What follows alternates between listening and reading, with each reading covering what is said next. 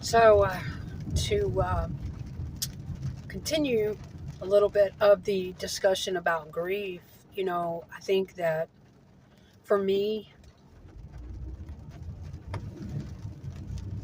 and for those of you who don't know or you didn't catch the first part, I have part one posted on my channel. I'm discussing grief in general when losing a loved one and just different aspects of grief and just different thoughts. And I lost my partner last year, September 2023, to throat cancer. He was only 46 years old, and I know to younger people that may seem old, but it's not. To me, it's quite young to be leaving this world. He had a lot of issues, a lot of illness, and he had kind of a rough life. And I have also lost friends in the past. I have lost two brothers, my father in 2012, my baby niece in 2018, and different types of grief for different people. Different losses hit me in different ways, and I will discuss those in different videos for sure. But this one is focusing, primarily on the loss of a partner, the loss of your love, your husband, your wife, your fiance, your boyfriend, girlfriend, your love, your heart, person you spent your time with, person you cared for, whatever your circumstances were. And for me, it's like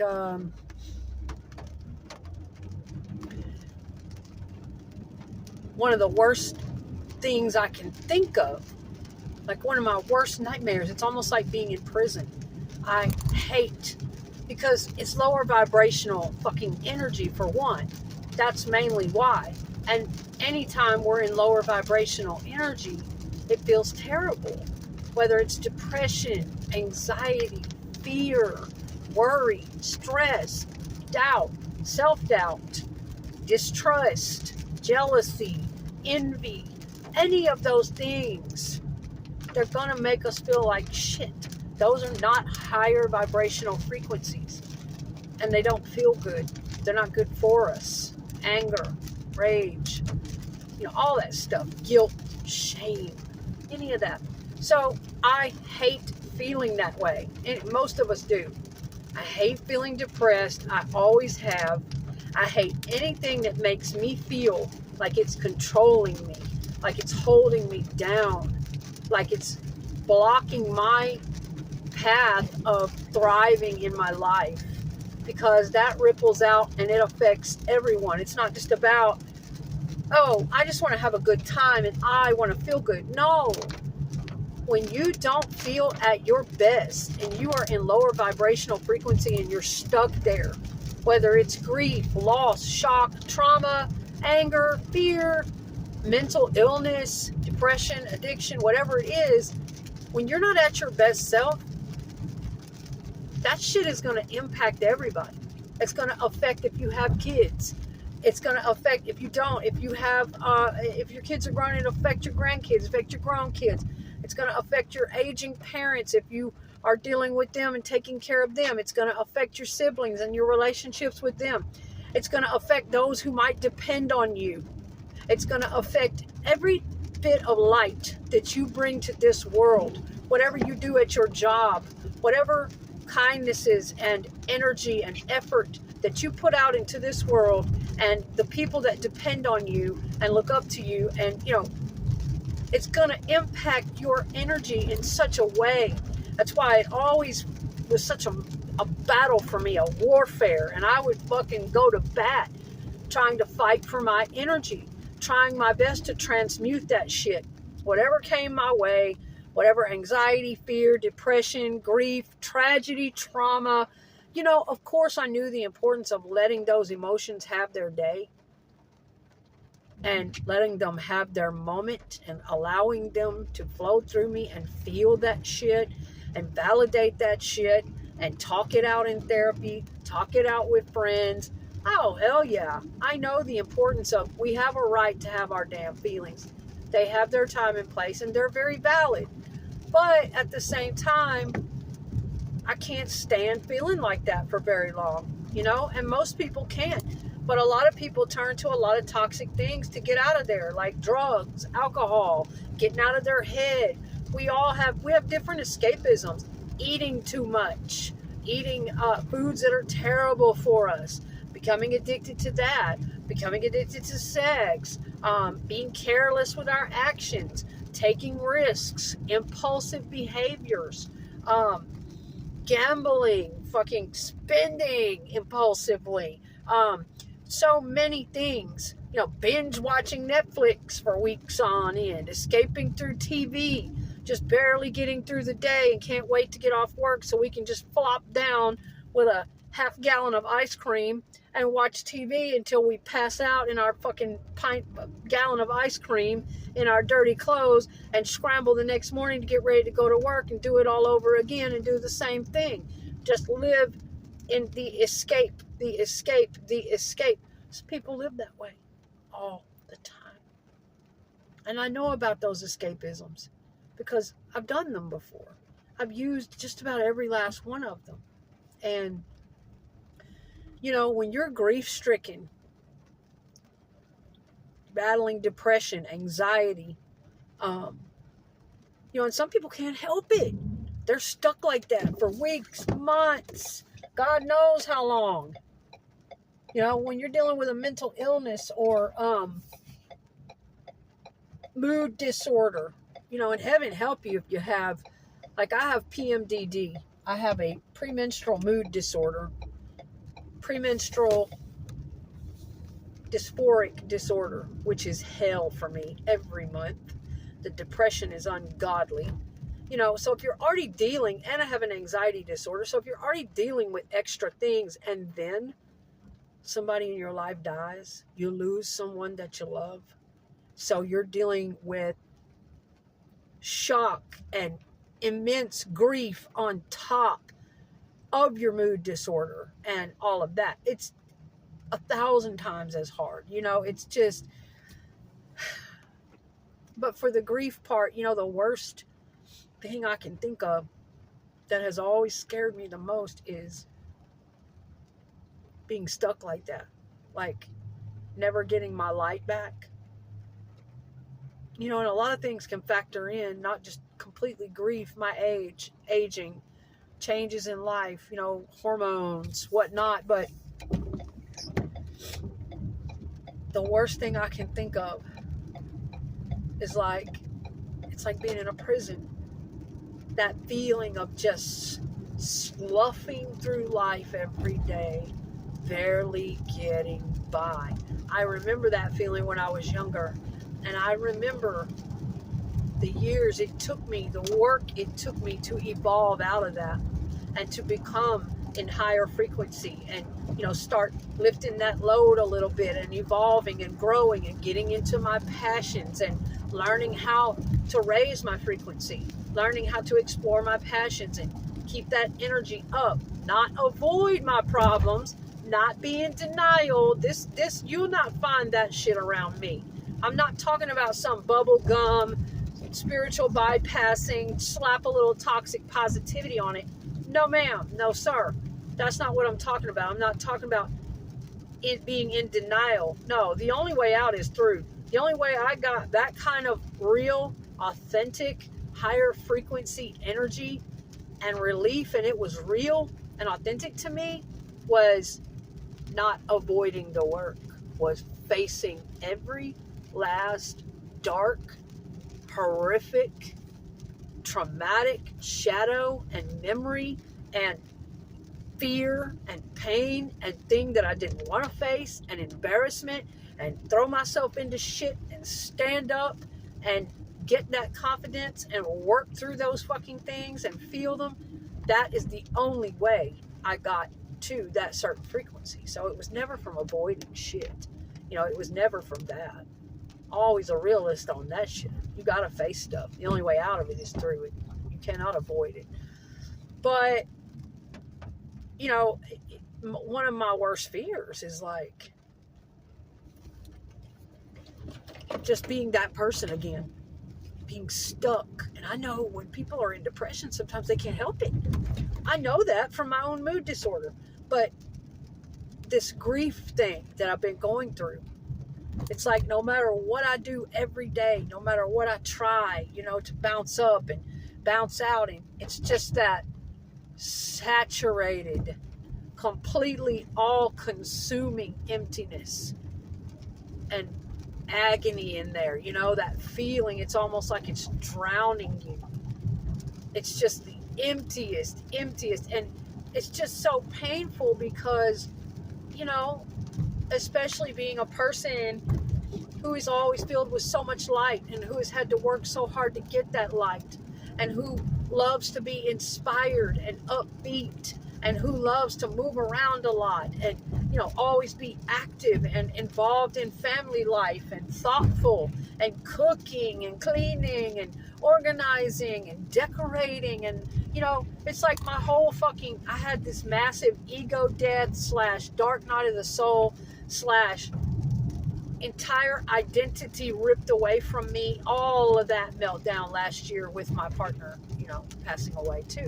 All of it around the exact same time.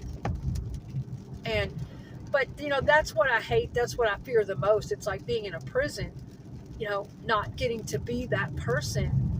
And it feels like when you're grieving the loss of your loved one, it changes over time. It gets a little easier as time goes, a little easier. It's never going to happen overnight. And it comes back too. It's like that. You'll be okay for a little bit, and then you'll be thinking, it'll come back and hit you right in the gut so hard you won't even know where it came from. You'll be triggered, or something will remind you of them, or you'll find something. But me being stuck like that,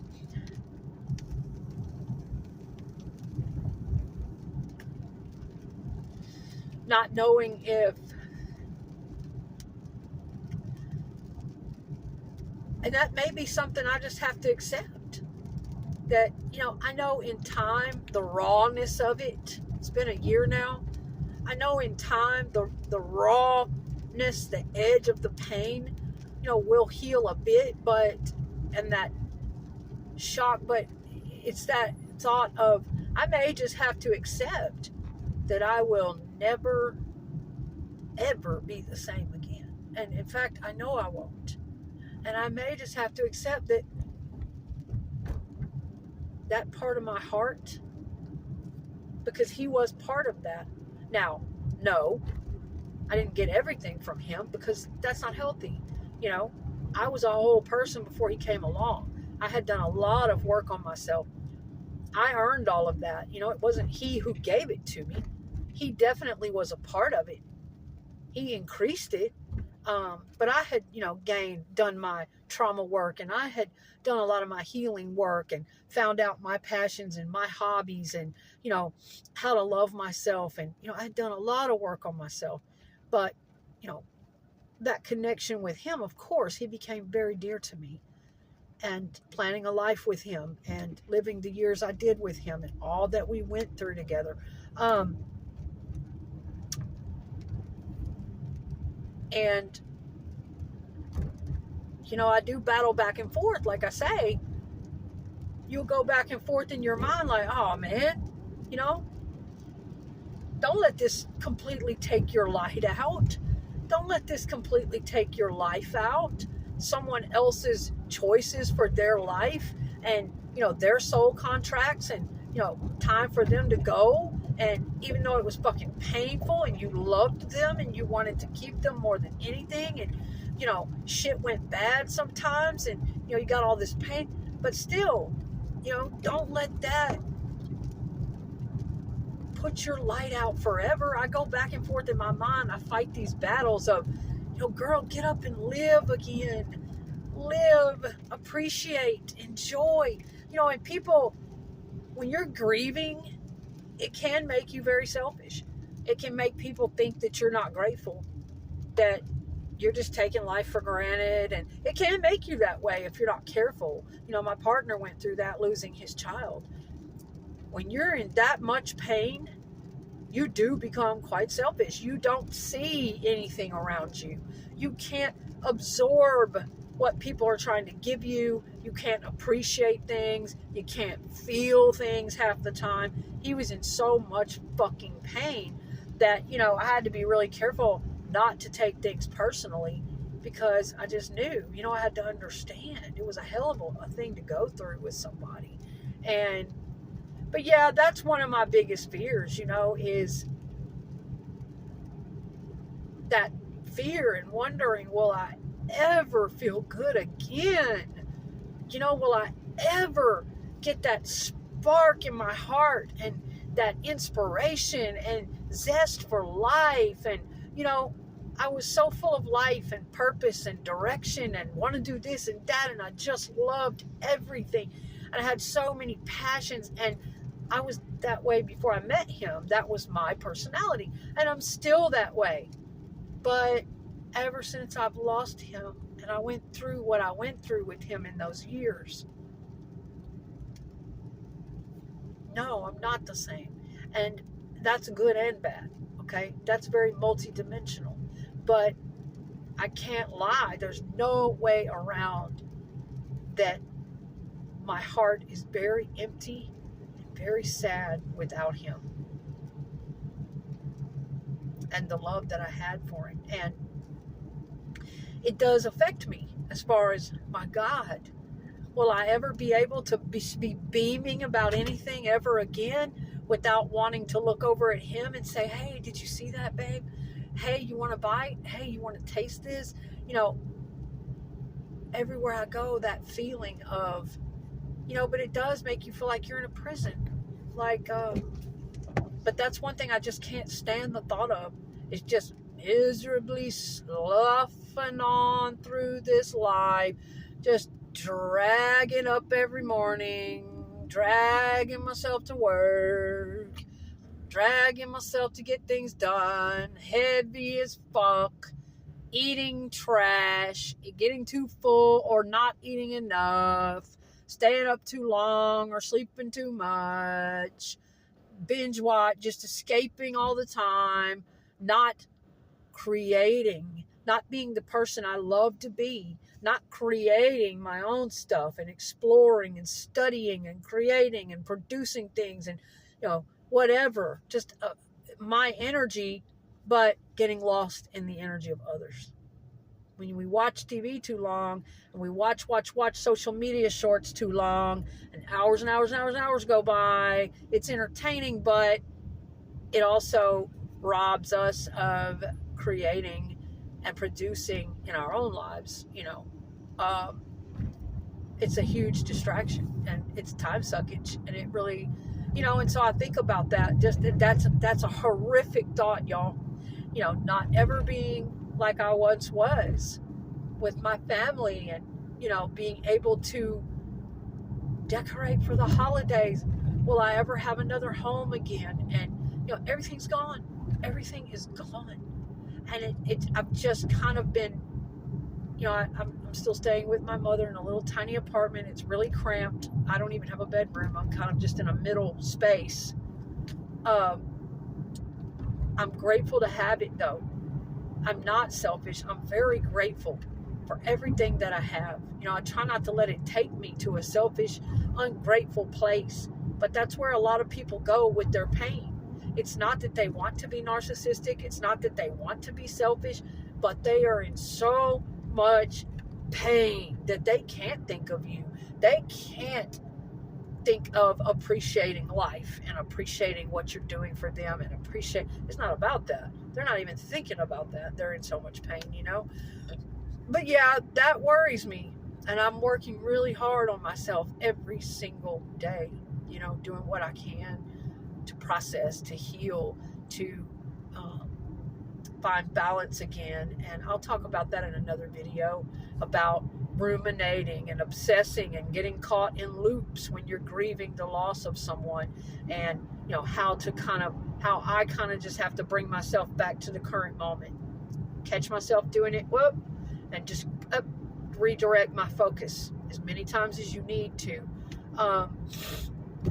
But yeah, that's one of my biggest fears is, you know, I watched my mother go through a lot of trauma in her life, and the man that she loved, even though he was abusive and he did shitty things to us and to people, and I loved my father, but I saw her wait for him and put all that time and him go to prison and then get out and never come back to her. She supported him the whole time, and he moved on with someone else when he got out of prison. Left my mom in a mess. Didn't want to come back and clean up that mess. Left her like that, and she still held out love for him while he married someone else and moved on in his later years. And that woman finally passed away, and my dad passed away right after her. But my mom held out for him even up and almost until the day he died. And she, somewhere in her heart, thought they were one day going to get back together, one day going to have some time together to reconcile, that maybe he was going to, and he never did. I don't think he ever did apologize. Now, he apologized to me. He would call me every day about a year before he died. Every day, almost every day. Damn, I'm so sorry.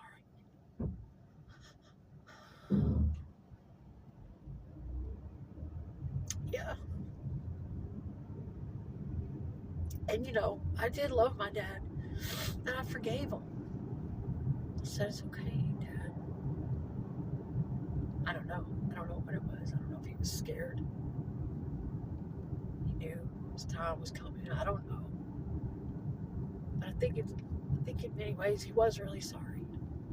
I think that he had gotten a lot older, and looking back in his life, he couldn't believe what he had done, what alcohol did to him. That's why I fucking hate alcohol. That's why I was so angry a lot of the years I was with my partner, and other people, ignorant people, couldn't understand my anger, and that it was actually pain, and that it was actually fear and terror because of what alcohol does to a person, and what I had to see, and what I was living through and having to endure behind closed doors with that partner. Not them, but me. And they didn't know. But yeah, those are other stories for other days. Sorry, all of a sudden that just came out. But the grief part, I'm working on it, y'all. I'm working on it. And I'm working on a lot of forgiveness of myself, forgiveness of my partner, forgiveness of people, in my family who hurt me, and forgiving myself. I'm working on a lot of deep, dark shadow work, spiritual work, all kinds of work. Work.